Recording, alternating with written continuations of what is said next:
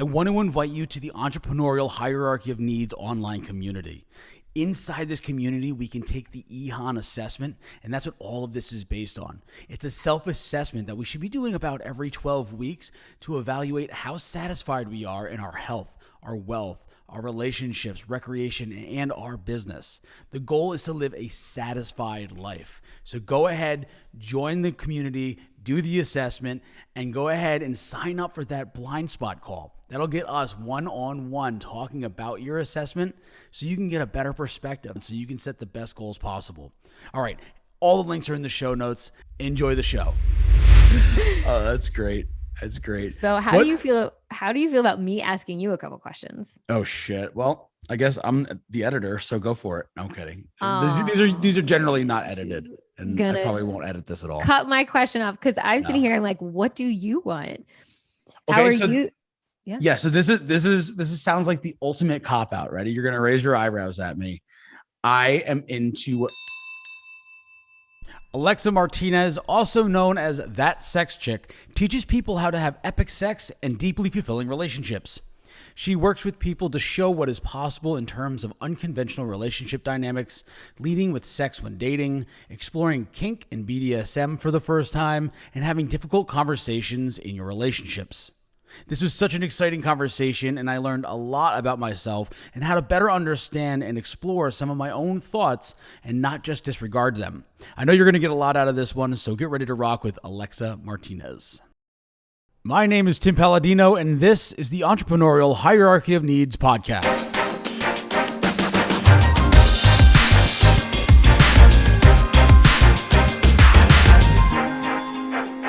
Alexa Martinez, thank you for joining us. Well, you're so welcome, Tim Palladino. Guys, we're going to get really uncomfortable. It's going to get really weird, but it doesn't have to be weird. It doesn't have to be uncomfortable. It's just a matter of your perspective and, how exposed you are to certain ideas. So you ready to rock? You ready to make people more comfortable about the uncomfortable? I'm very comfortable. So I'm pretty comfortable about it too. This is all very relative. Yeah. So I am ready. It would take a lot to put me in a state of shock and awe, and I welcome it. We'll see what we can do. Thank you so much for being here. You know, we were kind of talking before, right before we hit the record button about like my little story with relationships and why part of the entrepreneurial hierarchy of needs, the relationship aspect is the most important. Being the classic workaholic as an entrepreneur, trying to build something that is beyond my understanding and beyond my capability on this planet. The only relationships you have are the people that you work with. And that's really not a deep relationship. It's a very shallow one, and it's very transactional based.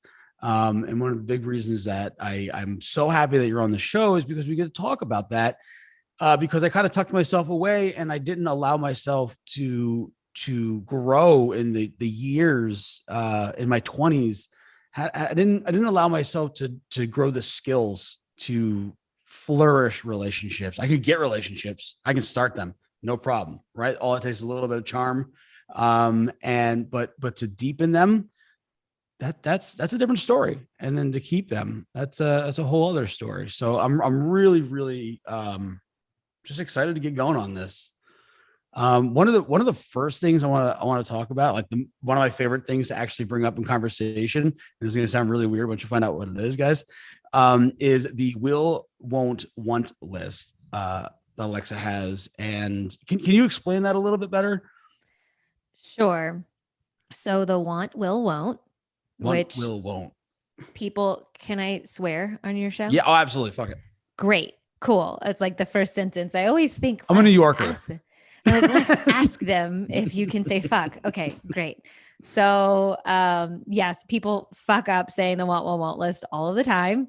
But basically it is a checklist that's over 300 and something questions that you can go through and ask yourself, what do you want? What will you do? And what are you an absolute no to?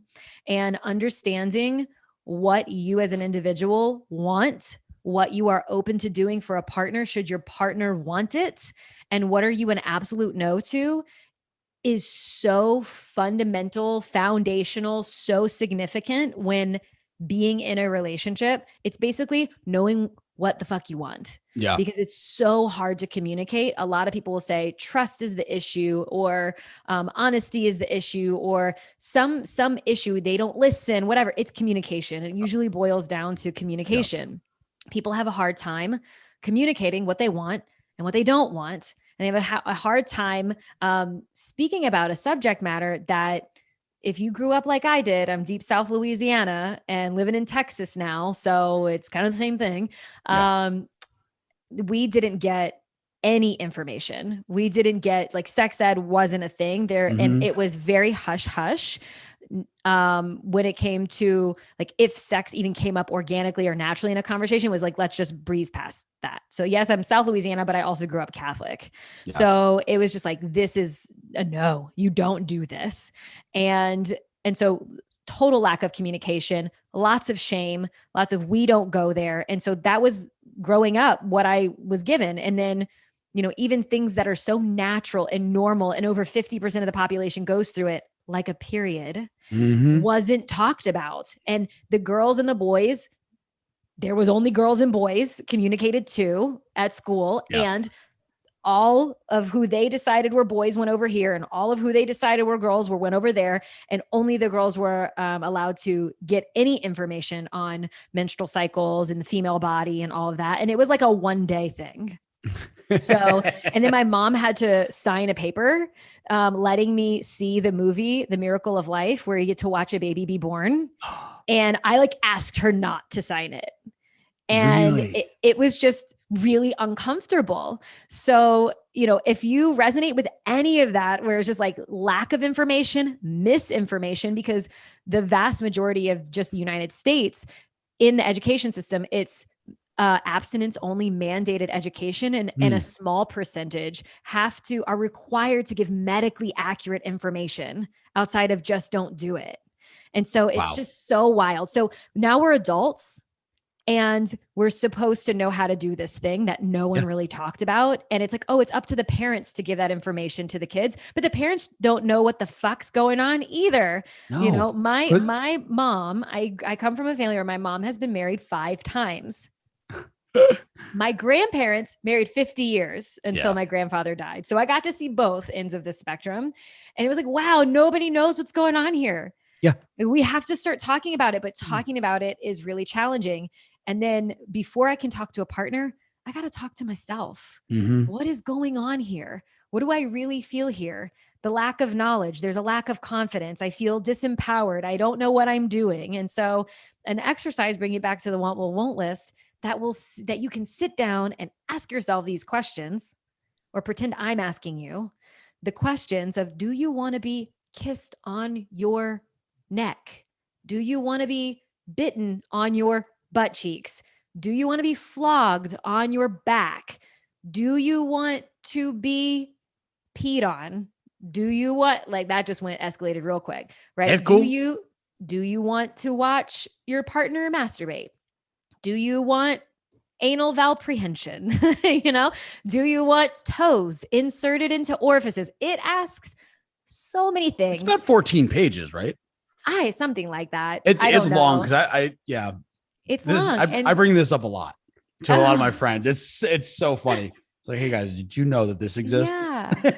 That's like a really great way to get the conversation started with self. Yeah. And if you just can't, if you're mortified thinking about bringing up these questions in front of a partner, do it with a friend. Yeah. Like, sit down with a friend, have a glass of wine, an old fashioned, whatever your poison is. Mm-hmm. I was going to say a line of Coke, whatever your poison is, whatever you got to do. You're like, I'm going to get this done. I don't know. So I don't judge. My whole business is, I'm a big giant source of non-judgment. So whatever you got to do in order to ask yourselves those questions, so that eventually it can translate into your relationships, so that your relationship can flourish, like you said. Because if you, again, bringing it back to what we grew up, which you might feel this way too. The understanding was, I'll find I could be, well, after I had sex once, it was kind of like the floodgates are open. Mm-hmm. So, something like, oh, I already did it and I'm already going to hell. So, but as I grew through college and all of that, it was like, okay, well, you have fuck buddies and people that you just sleep with. And then there's the real deal, the people that you might try to have a relationship with, but you can have these kind of interactions with this like one night fling. And then this person that I'm going to do maybe like a long-term relationship with, I'm just like not going to talk about stuff. Yeah. I'm going to wait. And like, where do you go from there? Yeah. And there's one of the weird things is like the shame behind a conversation. I've been in relationships where, and this is before the WWW list, where it was impossible for them to tell me, but they could write it down. And I remember that being like such an interesting thing. And I wasn't like very adventurous as, younger man. Like, no one taught me anything. So I had to go figure things out. Right. So like having these conversations, I was like, it was because I was scared. I was like, can you just write it down? And like that really clicked in my head. I was like, oh, we're all kind of freaked out here. Everything's weird to everyone. And anybody who thinks or who pretends they have an understanding of it, it's probably a performance because they're so deeply terrified of a judgment that they're like, oh yeah, this and that, So it was really eye-opening. And then even when I got older and I started talking about this list, everybody had a prejudgment, and because I kept on hitting them with why. Like, why won't you do that? Because this is an exploratory journey going through it. It's not meant to be, at least in my eyes, it's not meant to be something, oh, I have to do this if my partner says they want to do this. Like it's about meeting in the middle. It's about what you're comfortable with. Yeah, absolutely. And this idea that you could be sitting across from a long-term partnership and they say that they want things that you are not comfortable or confident in providing, and then being hit in the face with not enoughness, while the other person is being hit in the face with too muchness, and then having to have the conversations and process and work through and heal what is required in order to get to the other side and stay in love. Yeah. Good. Sorry. I remember what I was going to say. Good. No, go for it. I did. Rock and roll. The whole friends with benefits versus the long-term partnership thing, that sex is either the thing that you go for, or in a long-term romantic partnership where you might want to create a foundational relationship with the person, that sex is on the back burner. It's like secondary. Like you have to tick all these boxes that they are a good person and that they want kids and they make this amount of money, and they just tick box. And then it's like, well, and then whatever sex comes with it, that's just what the sex will be, which is really unfortunate because it winds up being a secondary reason instead of it being a priority in the decision-making. And I see it and I work with people and I have lots of community members that it's the primary reason why the relationships fail, or they might use the word fail, that the relationships end, they come to a close, is because of not having any skills or level of like not being willing to go there with that person. So found that relevant even as we continue the conversation. Yeah. And kind of building on top of that, I think it was about 2 or 3 years ago, I realized that there's a stark contrast between intimacy and romance. And even like I try and create an intimacy with all of my friends, but it does not mean I have to have a romance with a lot of my friends. And when it comes to a romance, it's sex. I should add that. There is I don't want to use the word dance because I feel like that's such a cliche, but there's something that's going down that's so personal, that is so unique between the two, where you get to learn and explore and give joy and all these things, where it's almost like saying good morning. It's a different style of like kinetic conversation that you have with someone, or it can be. Even if it's not crazy wild stuff, even if it's like, just whatever you're used to. I think it's so important because it is a style of communication. Yeah. Yeah. Absolutely. Jordan and I, my partner, Mhm. and I. We've been together a little over 3 years. We'll be getting married this year in October. Fantastic. And we have, I mean, of course, this is my work and I'm having Mhm. these conversations constantly, but it's a little bit of a different story when, for me, it's my personal life. Yeah. And we take portions of every week to have personal conversations. Are we fulfilled? Are we satisfied? Are we wanting more at the end of a week? Is there something that could have been added that we really feel would have rounded it out? Mhm. Do I feel individually satiated? Does he feel individually satiated? Are we in a place where we want to explore something new, something different? What does that mean if we do? Because if we just state it and then don't back it up with action, then we stay in the same exact place, letting a seed of resentment start to Mhm. take root. Yeah, it gets ugly.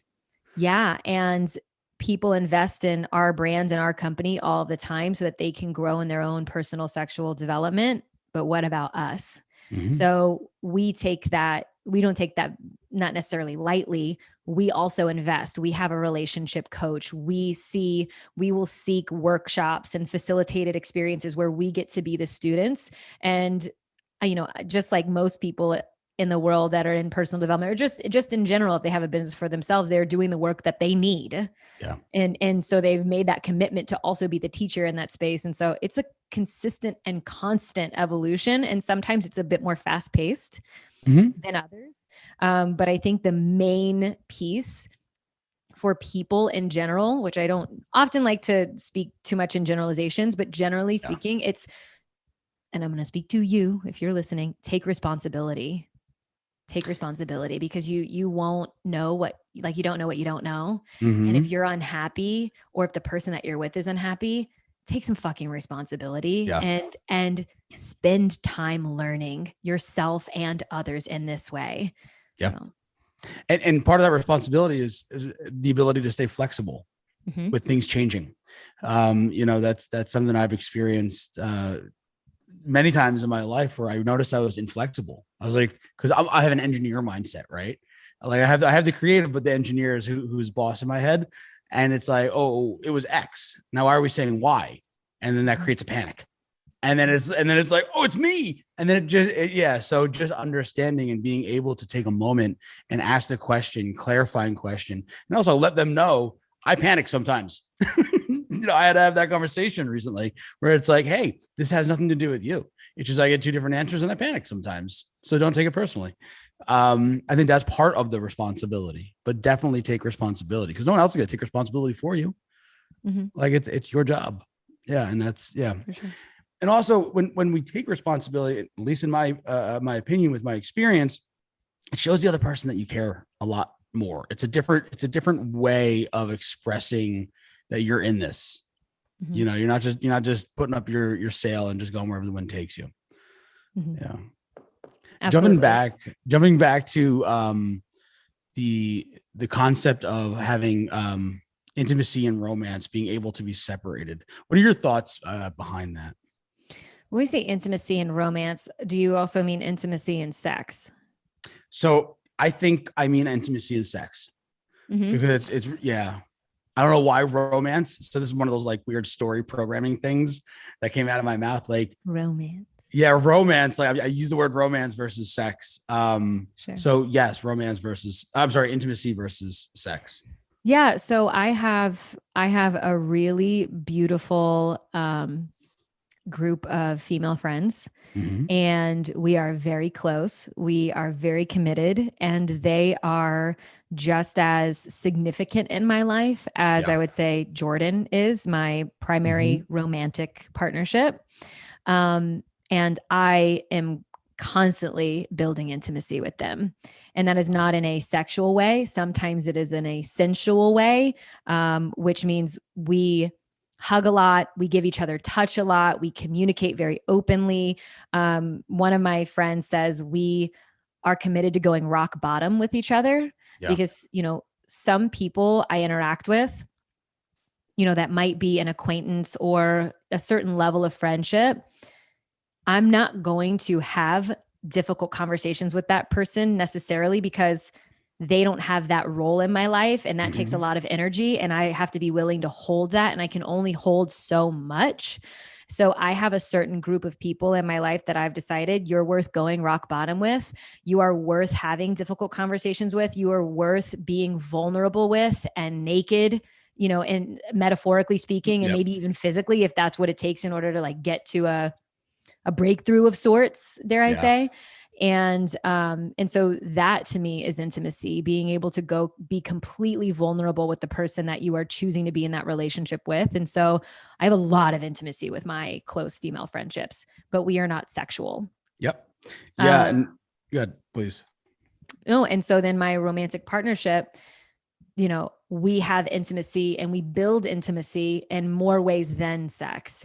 Sex doesn't necessarily equal intimacy. And for some people, maybe the other way around, but Sure. for a lot of people, they might try to have sex not be an intimate. Well, I mean, it is inherently intimate, but they try to make it not mean anything but just sex. And it's difficult because there's a lot of neurochemicals that are present, and humans are built for this. They're built to fuck. They're built for connection. They're just all of it, So that's a little bit different. But what I've learned over time is that a lot of men that come to me and I work with couples and in my community space, is that they grew up where sex education, like if they grew up like me, like maybe even you, and not getting the information, then the first entry point of the information was porn. If you were a child that's of hilarious. a child of the 80s, or whenever the interweb became the thing and porn was like readily accessible. I mean, before that it was magazines and VHS or whatever it was. And it was like, oh, if you're soft and you cry or you need a hug or you want touched, that is weak. You are a pussy, which I am busy doing my work in the world to, of course, have that word mean strength. But that was the language. And though let's glorify the act of sex that happens in a way that isn't really going to happen in reality, but it is for entertainment's value and sake. But you're maybe an 8 to 11-year-old boy seeing it for the first time. And it's like, oh, touch and softness, which is also intimacy, is no, don't do that. It's weak. That's not manly. But this other thing where touch is acceptable, sex is intimacy. So I work with a lot of people that they're challenging that. Like they want and crave touch and affection from their female partners. I'm speaking very heteronormatively here. They want that, but the only way that they have ever been taught up to, into adulthood that it's acceptable is to go for sex. Yeah. Yeah. And a lot of times their female counterpart goes, you just want me for one thing. And they don't have the language and the communication to be able to say, no, I really just want to feel close to you. I really want to feel held. I really want to feel all these other things. And the only way that I know how to do it is through fucking. Yeah. It's through that portal, right? It's through, And it's so odd. And you bring up porn. I think porn is one of the funniest things. I think it's like, it's one of those things that of course I've watched porn. I'm a human being. I have the internet. And when I watch it, it's just, it's comical in the sense that how literal people take it. Like, it's not just a means to an end, it's actually like people like looking at it as like training video. Yeah. And it's so crazy. Cause I just hear a couple people talk and they're a little bit younger than I am. And it's like, I wouldn't do that if I were you. Like, I don't want to start giving advice, but I'm like, yeah, just no. Yeah. Yeah. There might be some things that are really hot and you can take that to a partner that you've communicated with and you want to make sure that she wants that thing inserted in that place or that she wants that saliva in that particular area or just it doesn't mean that you're not doing a good job if she's not, calling out so that the next door neighbors can hear. Yeah. Or like looking you directly in the eye while, moaning like a little girl. Like it's incredible. So if you can look at it as entertainment and that is to get off on and not necessarily like, let me to get my pen and paper and take notes. It is for entertainment. It has a purpose. And so if you can see it for what it is. Yeah. Couple things since we're talking about porn, y'all pay for your porn. Pay for it. Oh, is this more like a support your local star, or is it more of better quality? Maybe, but you value what you pay for. And that's another thing also too. true. There's like, you value what you pay for. And if you're going to pay for it, you're going to take a little bit more time to consider what you're going to absorb. True. That's true. And when you pay for it, chances are it's coming from a more ethically sourced place, meaning Very the true. actors and the actresses, the people that are participating in the film are paid effectively, accordingly. They're of age, they're writing, they're signing contracts. In those instances, usually the actors, actresses, their protection is provided, their lube is used. There's all these great things that come, like you can feel like, yes, if I'm gonna pay to get myself off and like put it to a better cause, I love that. I really, Yeah. really love that. Yeah. Yeah. So, and I love talking about porn. I mean, just because it can be used as a tool, and there's some people who are vehemently opposed to it. Cool. It exists regardless. So you can throw a fit in the corner. It's still going to exist regardless. Yeah. People like it. People like to watch. People are turned on by this. And so that's going to exist regardless. So we can use it as a tool, and I can take it from a place of like, instead of being like, don't watch porn, it's like, how about let's put a little more intention into it. So Jordan and I, we haven't done this in a while, but there was a time when I wanted to show him things that I was interested in because I had explored a bit more than he had at the onset of our relationship. He very much, what I would describe as his variety in sexual experiences was the person changing. And I was at a point in life where I wasn't super interested or I wasn't super interested in the person changing anymore. I'd already gone through that phase. I was more interested in the experiences changing. So there's a phrase that you can have sex one way with 1,000 different people, or you can have sex with one person 1,000 different ways. And I very much am like, I'm in a place where I want to have sex with you in 1,000 different ways. I want to learn you. I want to like get in there. And that's dedication. That's a commitment. Yeah. So much of a commitment. Cause think about, you go into it with that person and then they go away like that. You will feel that, you will grieve that loss. I mean, generally speaking, for sure. So when we first got together, that I was definitely a little bit more further in my exploratory journey. So I would send him 3 previews at a time. That's so considerate. I would send him 3. So they would all be showcasing things that I was into or things that I found hot that were a little bit outside of the norm. And then he got to choose the one, and then he got to pay for it. And then we got to watch it together. And then we got to debrief, and which is hot if we wanted to like watch it and then have sex. Yeah.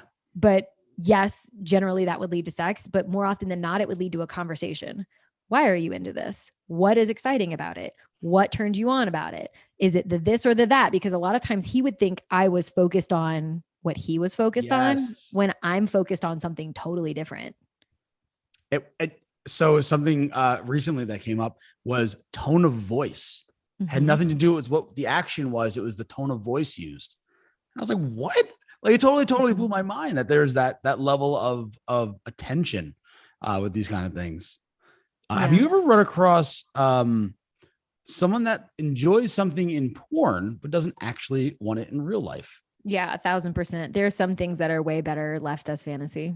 Yeah. And that's something that I was talking to someone about recently, probably about a month ago. And I couldn't wrap my head around it. I've never experienced it. And I was like, that's really fascinating. Yeah. There are some things that are hot and shock and awe and super thrilling to watch it on TV. And I think for a lot of people, they realize like when they're seeing it on a screen, it isn't real. It's like real, but it isn't real. There's an emotional distance. Yeah, for sure. And there's some things that like I've read in an erotic novel or something that I've been played out in life. And I was like, fuck, now I don't even want to masturbate to that because I wasn't as hot. It's like, fuck, that was way hotter in my head. Like I should have just left it there. And, centaurs are not as sexy as I thought.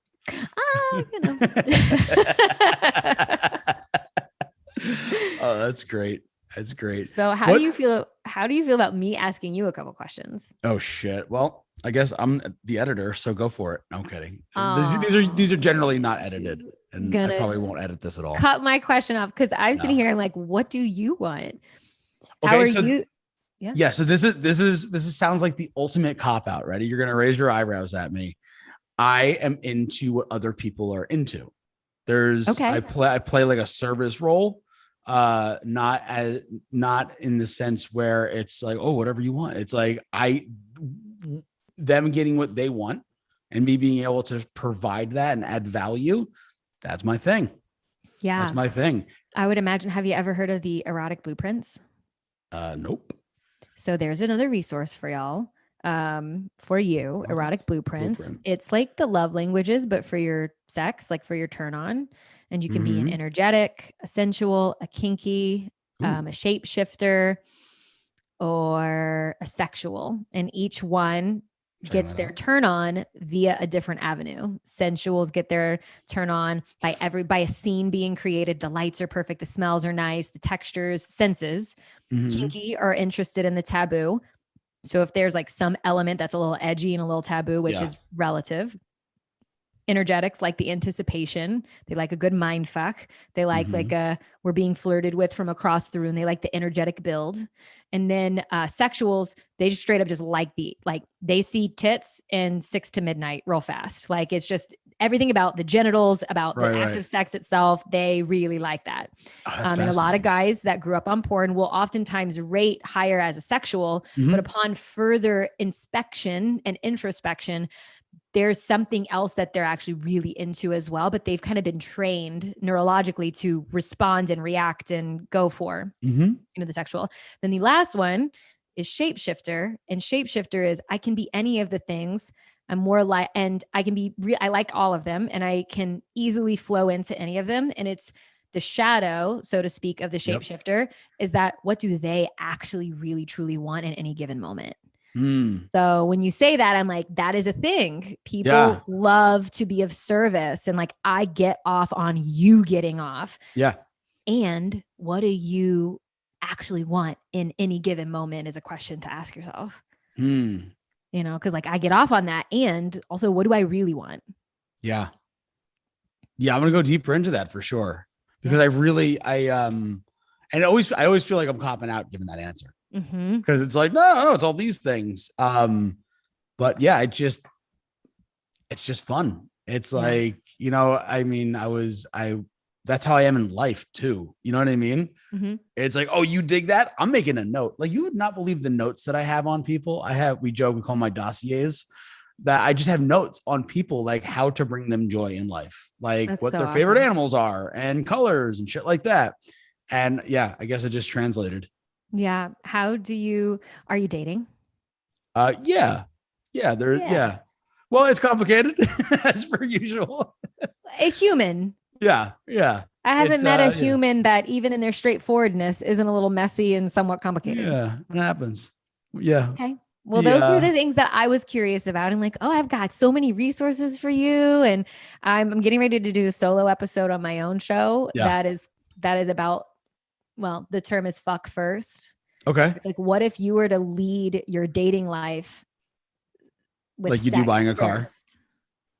Well, maybe. No, I'm kidding. I'm kidding. I don't know. Like I'm not saying like fuck the car salesman. I'm saying drive the car first.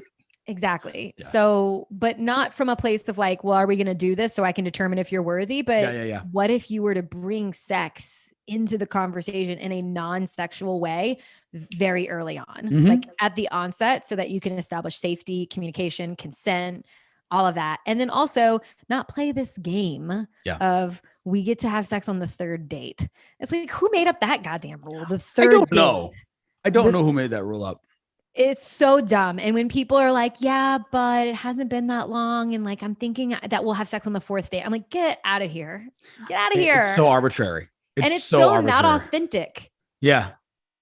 Like who told you that that's the way that you're supposed to live your life? You're not self-sourcing your truth. Right. You're not in control. There's like this third party that made up this doctrine that, I mean, if you're out and you're having a couple of drinks and you went dancing and there's an energy, go for it. Damn you for not, if you're feeling lick each other's faces. Get into and it. other parts. Yeah, absolutely. Absolutely. Okay. So I'll give you back the microphone.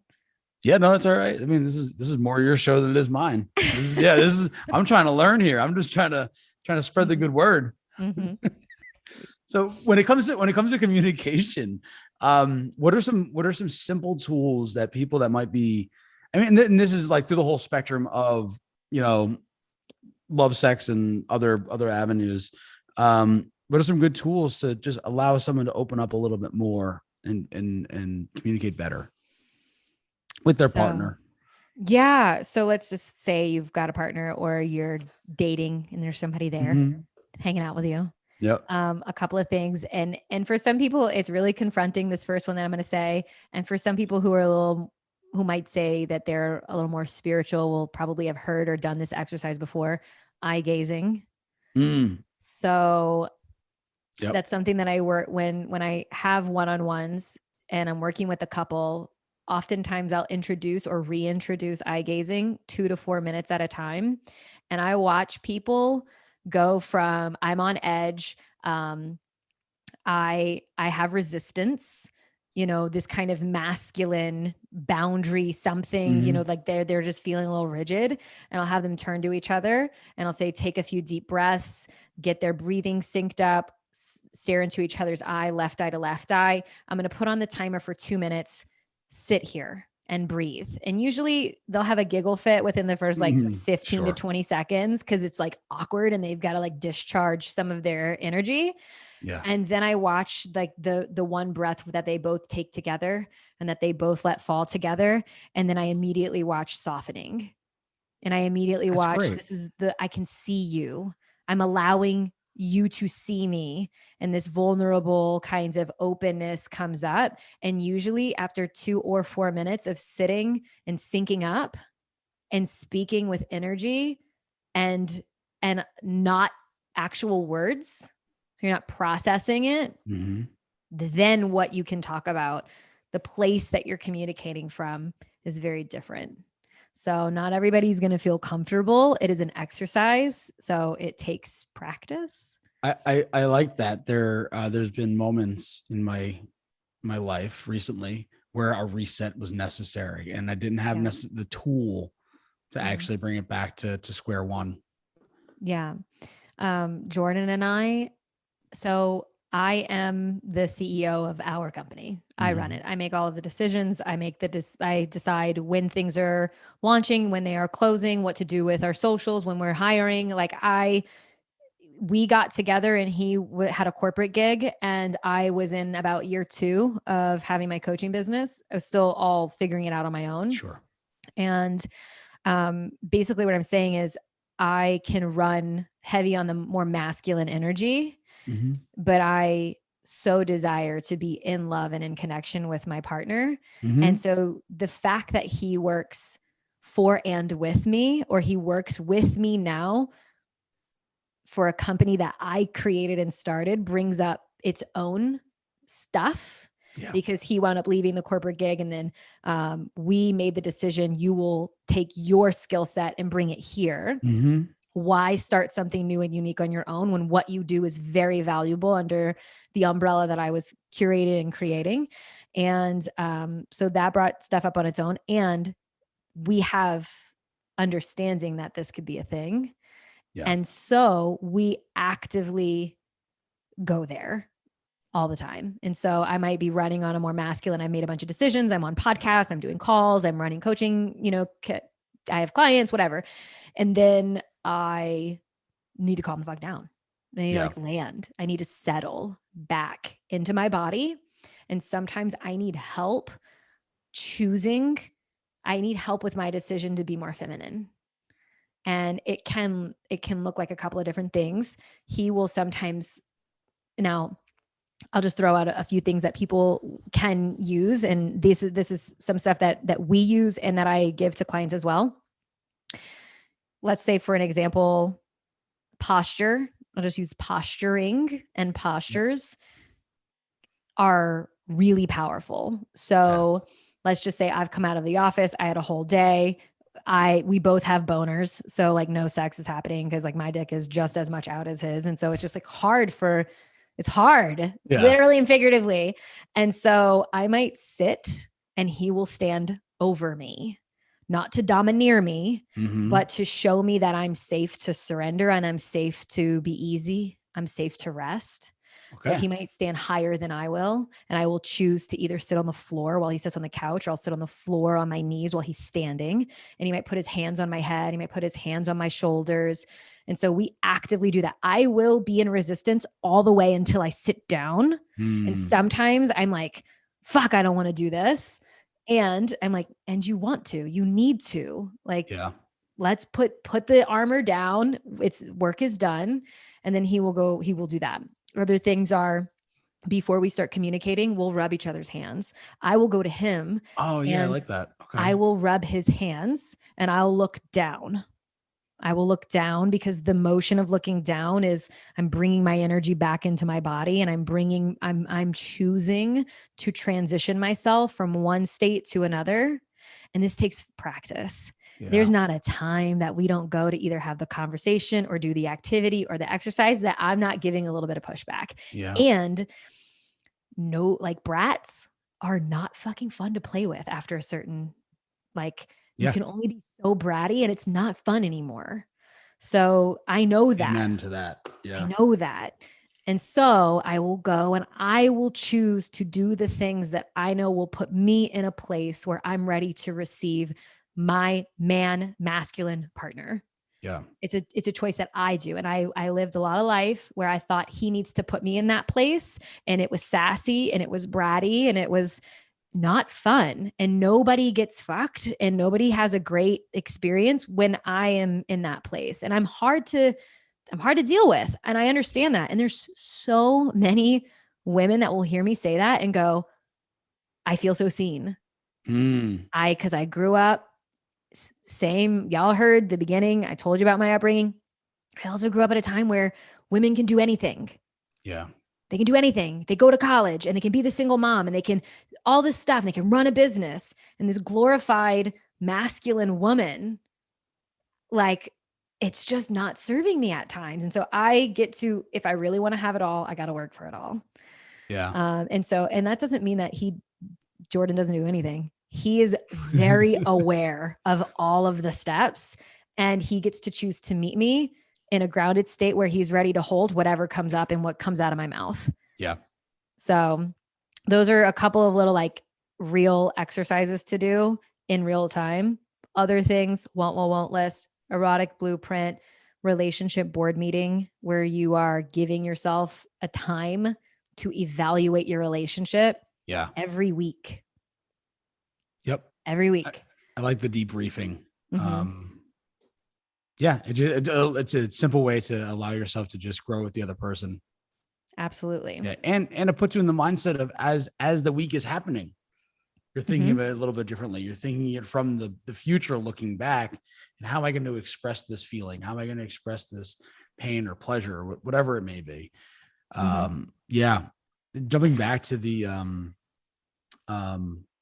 I'm not even sure exactly how to call it, but I'll just go into it. So last night I actually had the experience of, I allow myself at least a half an hour before seeing someone I'm with after work. I need to come to chi because I'm a banshee and I'm domineering and I'm a crazy human being. And that's not who I want to show up as. That's my sport ego, my business ego, Tim. And I don't want to express that in any relationships I'm in. And I had done that yesterday, but then on the drive down, I started working on my phone in traffic, and then it came back up. And then there was a resistance, and there was this feeling that something was wrong. She kept on coming to me. Is everything okay? I'm like, yeah, I'm just going through something, and just allowing, I just want to put it out there, like, allow yourself to have a phase shift.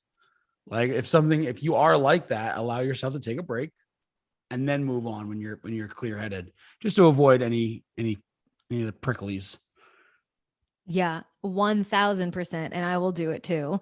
Yeah. I will pick up my phone, and you know what something that I'm currently working through and working on is, like I mentioned, I have these beautiful relationships with my female friends. Mhm. And I think that outside of investing in certain coaches and programs and different things for our own personal development, the next greatest thing for my relationship has been having friends where I can process things outside of the relationship and they're unbiased in a sense of they're not on either side.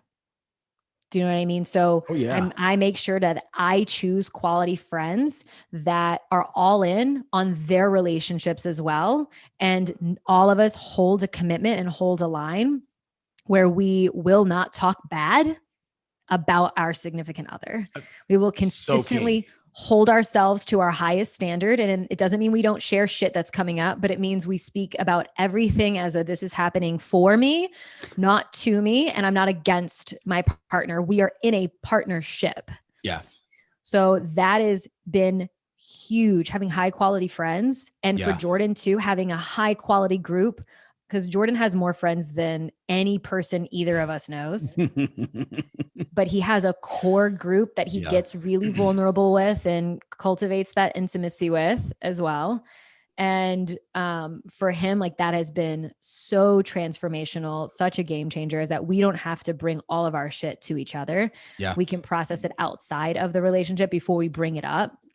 And there's a phrase that I hear Jordan say every now and then to his men's group. He said, bros, your partner is not your therapist. Yeah. Yeah. And going back to like some of the miscommunication I had as a man growing up was I thought like that was my role. And I felt there was, I was married at one point and my wife, she would talk to her sister-in-law. I'm like, why aren't you bringing this to me? And like, it took me forever to get over the fact that like, it's not meant for me yet. Yeah. It's got to run through a couple filters and maybe never get to me. Like, it's not my responsibility and it's okay. It's definitely okay. Yeah, absolutely. And there might be times where I'm still considering how I really truly feel, because the first reaction is a my reaction. Little girl is a reaction. It's my little girl. And then it's like my teenager who's like, fuck you, I don't need you anyway. And then it's like, I got to go through these layers of stuff that's not actually me and what I'm not actually going to choose. And so to probe me too soon is to get some shit you don't want. Yeah. It's a random adventure that you don't want to run. Yeah. It's cool too, because the last 3 years of my life have been pretty transformational in many levels. And it's where I've allowed myself, I'll say, and where I've been able to find the people that allow themselves to have these kind of intimate relationships where there's no judgment. And it's, once again, I created delineation between when I'm taking issue with another being, I'll say, that I break it into two different parts, right? The person that I'm pissed off with and the beautifully flawed human that exists in them. Like it's hard to accept the duality sometimes, but I always have to remember like, oh, I'm fucked up too. Like, you know what I mean? Like no one's perfect. And like, just separate the two. Just separate the two. Yeah. And at times, let your fucked up, flawed human have sex with their fucked up, flawed human. Because it's really hot. It works. You know, I'm all for the light and love. And at times, like those shadowy parts, you know, they're there. And this healing, this like, oh, at some point I'll grow past or I'll heal fully. There's like no end to healing. And healing is certainly not linear. It might be like, yeah, I'm moving on this forward trajectory. And then all of a sudden you uncover a layer that sends you what feels like is 10 steps back. And it's like, oh, goddamn, I didn't realize that I still had some shit to resolve here. And it's like, hey, that's just the way it is. And congratulations, you're a human.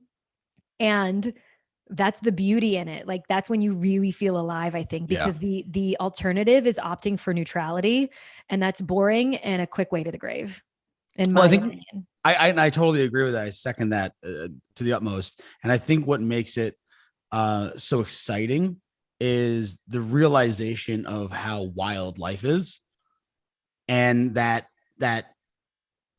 there's an invigoration when it comes to battle, right? So we go into things battling ourselves, but once we realize that there's just patterns that we have to go back and forth with, is when we can make peace and laugh at the wildness. So I always try and laugh at all my bullshit. Like if there's not a joke in it, it's not really that much bullshit. You know what I mean? Like it's probably pretty tame. So I always just try and find humor in the nonsense. Same. Yeah. It's like, it sounds like a crazy thing to do, but life's too short. Life's way too short. You gotta appreciate every ounce of you. You gotta appreciate the journey. I mean, not to go too crazy, but like just the stories that we've been told and we've accepted and stuff like that about ourselves. Like we've done a lot of work. You should be proud of yourself at any age that you made it there and you got all your pieces inside your head. You know, don't forget that. Don't forget you did a lot of hard work. It doesn't feel like it because it's in the past, but you did a ton of hard work to get you where you are. And you got this. Oh, that's so good. That's so good. Any last minute thoughts? Anything that you want to leave the people with? The good people of the world, maybe beyond.